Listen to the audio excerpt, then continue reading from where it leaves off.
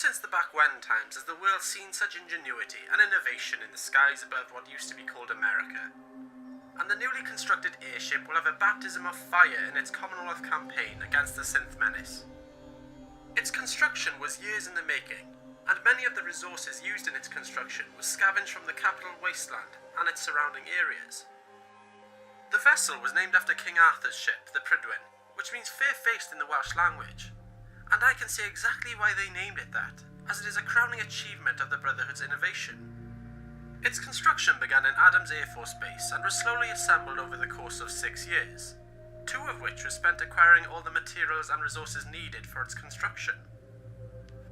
The ship itself weighs an impressive 40,000 tons, which is a feat to think that this thing is meant to be able to fly and transport an entire Brotherhood chapter and its extensive gear.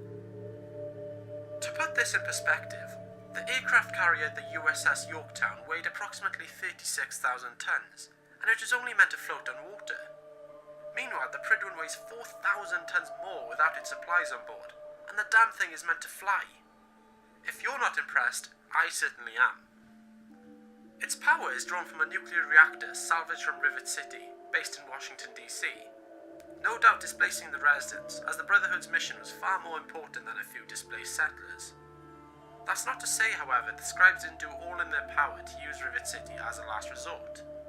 It uses canisters filled with hydrogen to enable the airship to remain airborne, with 4 pylons attached to the flight deck which carries 1 jet engine apiece. These are responsible for controlling the altitude of the ship. You may not know this, but the ship is designed to be able to land on the ground, which is particularly important to refuel and resupply, as supplying the ship with all its equipment via vertibird would prove costly and inefficient.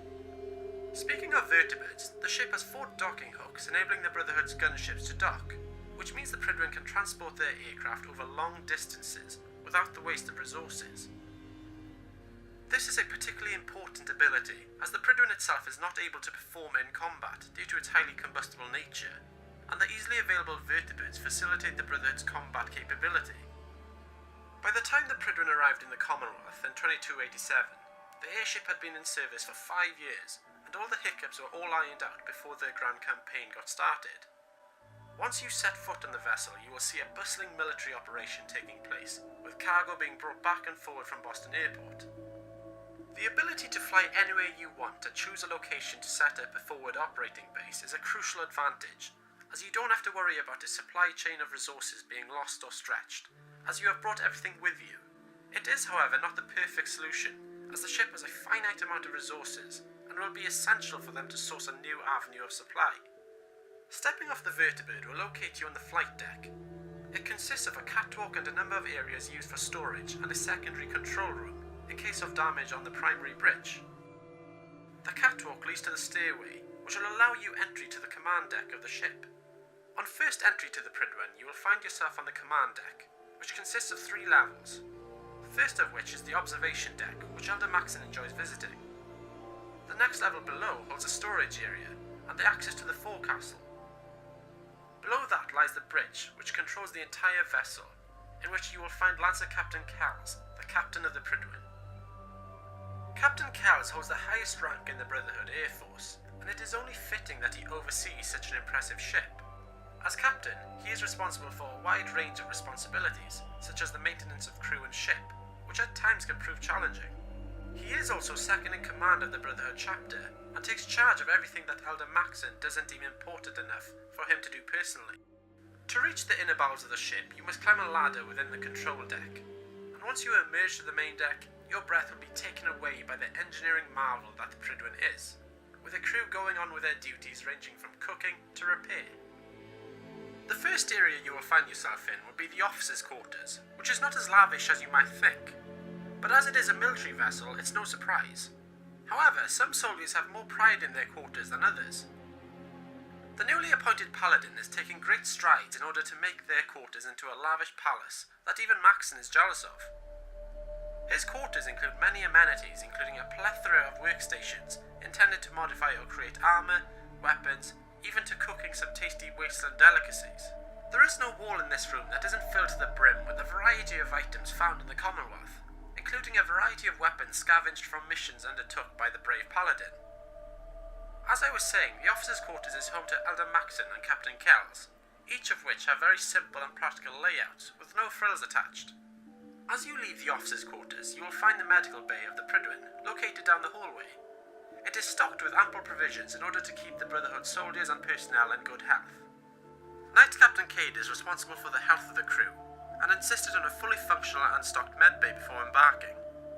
He is also charged with examining new and existing troops, not only physiologically, but psychologically, as the missions the Brotherhood undertake can be very distressing and sometimes dangerous to the entire crew. Over the hall lies Records, which is Proctor Quinlan's domain. He is responsible for recording all recovered technology, information, and technical documentation. He routinely sends patrols out to collect tech and knowledge from various pre-war sites. He loves Grognak the Barbarian comic book series and makes special requests to the scavenging teams to acquire them. Word to the wise, however, look out for Emmett the cat, as an unknowing initiate stepped on his tail. Needless to say, that initiate was punished with a bout of intense drills by his captain. The next stop on our tour will leave you watering at the mouth, as it is the Prydwen's mess hall, which is vital to keep the troops well fed with Commonwealth produce. All food served in the mess hall is sourced from various farms in the Commonwealth, whether through trade or a firm word with the settlers convincing them that it's in their best interest to supply the Brotherhood. However, some settlers have declined cooperation in spite of the Brotherhood's best attempt to change their minds. Needless to say, they were taken care of. Moving on to the heart of the ship, the power armor station and workshop. This is where the elite troops fit and repair their power armor for service out on the ground. As of 2287, the Brotherhood had acquired a large arsenal of T-60 power armor, and it has now become a standard issue within the Brotherhood ranks. Therefore, it was essential for the Prydwen to be able to modify and repair its armor with the ability to manufacture certain specialty items. You will most likely find Proctor Ingram here, tending to her numerous duties as the head of engineering. She is a talented engineer with a sad past regarding the loss of her legs in the Capital Wasteland campaign, in which she was thrown from a cliff in her power armor from a mini-nuke explosion. Thankfully, she could adapt with the aid of her adapted power armor, and she is still as capable as any other engineer in the Brotherhood's ranks. For all your shopping and requisition needs, head over to Proctor Tegan, the Quartermaster. He will be more than happy to sell you a wide range of weaponry from the Brotherhood's wide arsenal. And if you think I'm mistaken when I said sell, you're wrong. Proctor Tegan has had to explain this to new initiates until he's blue in the face, so let me explain. As anybody knows, waging war is an expensive business, and to keep the Brotherhood fully stocked with supplies and materials, the troops are required to buy their gear to keep the machine of the Brotherhood moving forward. This applies especially towards the purchase of food from the locals in the Commonwealth. His inventory consists of weapons, power armor modules, and weapon modifications, all state-of-the-art but all exclusive to the Brotherhood's ranks, and not for any stinking outsider. On the lower deck of the ship lies a simple storage area that Tegan uses to store surplus ammunition and materials.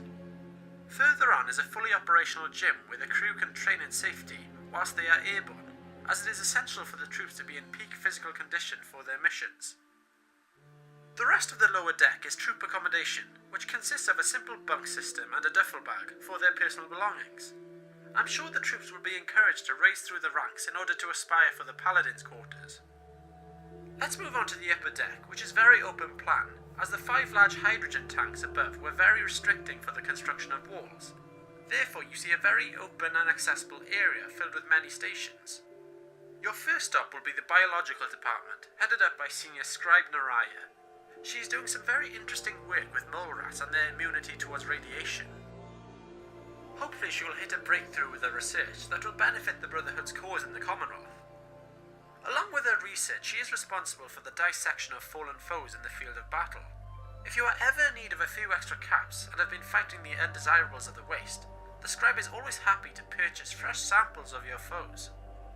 Neighbouring the department is the Prydwen's mutfood crop, which supplies the mess hall with a limited amount of food, but nowhere near the amount of supply the Prydwen needs. Following the catwalk, you will notice a very large amount of supplies stowed aboard the Prydwen, along with the modular lavatory and washroom pods, as disease and illness are not taken lightly. For the troops to have ample time to relax and recuperate, the designers of the vessel created a simple but effective rec area. It includes ample seating and a boxing ring for the troops to unwind after a hard day of work. To the end of the deck lies a briefing area, used to brief on any missions being undertaken. But Elder Maxim prefers briefing the troops on the observation deck, as the view is rather breathtaking. Above the upper deck lies the large hydrogen-filled tanks, which are covered in light armour plating due to the flammable nature of hydrogen. I will refer back to a report of when the Prydwen first arrived in the Commonwealth. A group of super mutants were interested in a new spectacle on the horizon, so they did what any sane species would do, and fired a volley of missiles at the Prydwen. Needless to say, the Brotherhood were not pleased by the welcome committee, and they dispatched a strike force to thank them for their explosive welcome. So there we have it, the Prydwen, the most impressive structure the Commonwealth has ever seen, and a fine military vessel for even the militaries of the back when times. Let's just hope the Brotherhood's newest addition to the fleet can give them a cutting edge in the war against the Institute. It certainly is an upgrade from the dingy ruin they used to call their home in the capital wasteland. Ad Victorium.